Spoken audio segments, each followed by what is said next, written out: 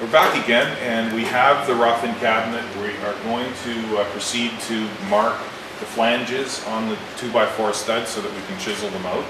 I've already pre-installed the piping.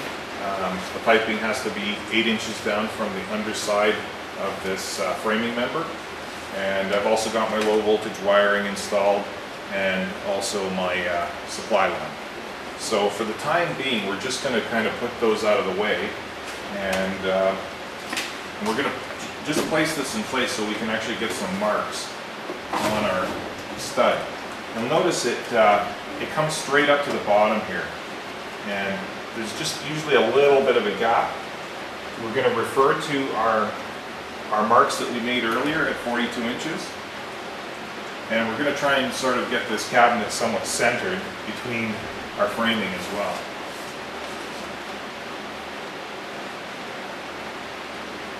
So we're going to hold it in place, mark the framing on both sides. Fortunately, the material the cabinet is fairly light, and it's actually pretty comfortable to handle. So we're just going to double check our marking. Again, you're really just trying to create a clearance channel so that when you drywall, if you're fussy, I have seen people install this without chiseling it out at all. It's really a preferential thing. If you've got trimming coming over it, it may be noticeable. I prefer to chisel it out and make so that the drywall lays flat against the stud. Okay, so we're now at the point where we've chiseled out our studs, and we're ready to mount the rough-in cabinet to the studs. So we're going to fish our low voltage wiring down through a hole that's provided in the top of the cabinet. Again, making sure that this is 8 inches from the bottom side of this plate to the end of the pipe, and we'll feed it through. And we will start with one corner. And I like these drywall screws because you can pretty well start them by hand if you don't have an extra pair of hands. And then you can pretty well let it go at this point. And we're lined up with our mark there, and we're lined up with our mark there. And just put the screws in and we're good to go.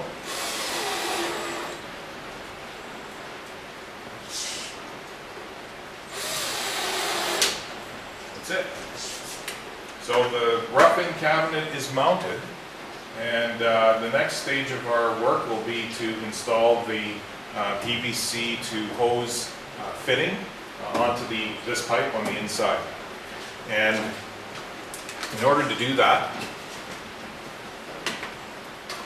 there is a certain way it must go on. There's a label on the front of it to indicate the correct orientation. It is imperative that the first bump, the bump that's noted, is facing the front of the cabinet. This being the front of the cabinet. The idea is that when the hose is finally installed, there's a clip that comes up in behind here, and it will, while the hose is being retracted or moved out, this will limit the movement, the rotation of the hose. And that's rather critical for the entire operation of the system.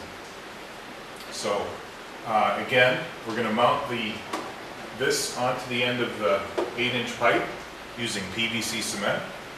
And we're going to make sure that this tab is facing the front of the cabinet. Okay, so we're just getting ready to install the hose to PVC adapter, and the way we can do that is to come up from underneath. It's not recommended that this panel be removed once the cabinet's installed. The screws are factory installed using a torque driver, preset torque drivers, so The best way to do this is just to simply apply our PVC cement to the part, and again, ensure that this is facing the front of the cabinet. Okay. Now, I'm going to take the cement and sparingly apply it to the inside of the part, and then I'm going to put it on roughly facing that way and then give it a quarter turn, just so that it sets properly. And I can do this by looking through the cabinet, pushing up on the part, and then giving it that quarter turn so it's straight.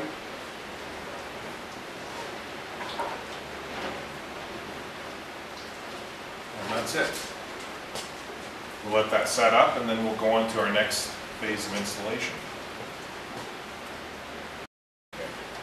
Okay, our next phase of installation is going to be to connect the wiring to the cabinet, both the low voltage terminal wiring and the ground fault power supply circuit. The manual actually, at the present time anyway, states to put the liners on prior to doing this step, but if, for example, we're undoing our switch plate cover here and we happen to drop a screw down into the cabinet, well, we're kind of pooched. So what we're going to do is leave the liners off until the very end of the installation, and then we can make sure we've got the cabinet thoroughly clean before we put the liners on. So at the present time, I'm going to first connect the supply line, and that basically involves removing the two screws that hold the switch cover plate on that is mounted on the underside of the cabinet here. Inside, see, I just dropped a screw. That could have gone straight into the opening, and now I'd be peeling the liners off in order to gain access to that screw. So the next step is to, once the plate is off, we're just going to peel off enough of the insulation. There's not a whole lot of room in there. There goes the screw again. And I'm not too worried about it because I can see it. I know where it is. So we'll put that there for now. And we're going to try and get just enough Romex into the cabinet so that we can anchor it and make it nice and secure. So we'll feed that nicely into the, just get the insulation into the cabinet and anchor the Romex connector down.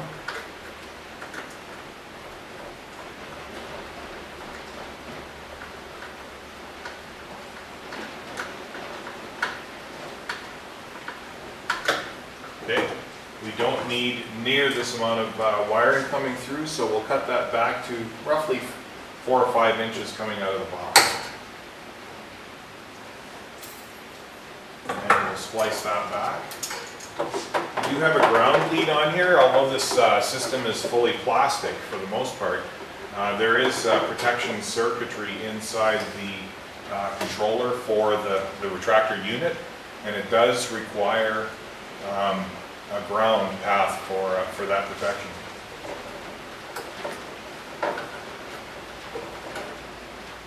So we will connect our ground lead first. We'll need some marrettes to finish this installation, and the recommendation is to use a little bit of electrical tape. Okay, so we're back again. We've got some marrettes, and we're just going to strip the wiring back a little bit here, so we can make our actual electrical connections.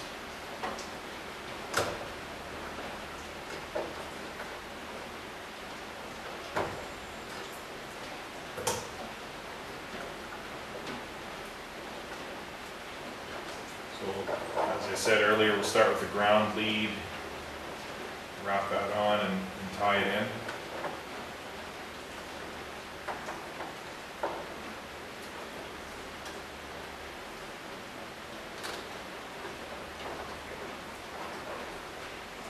make sure it's on there well. And we will apply a little bit of tape to the bottom of the morettes. In some jurisdictions, this is a requirement. We wrap it once.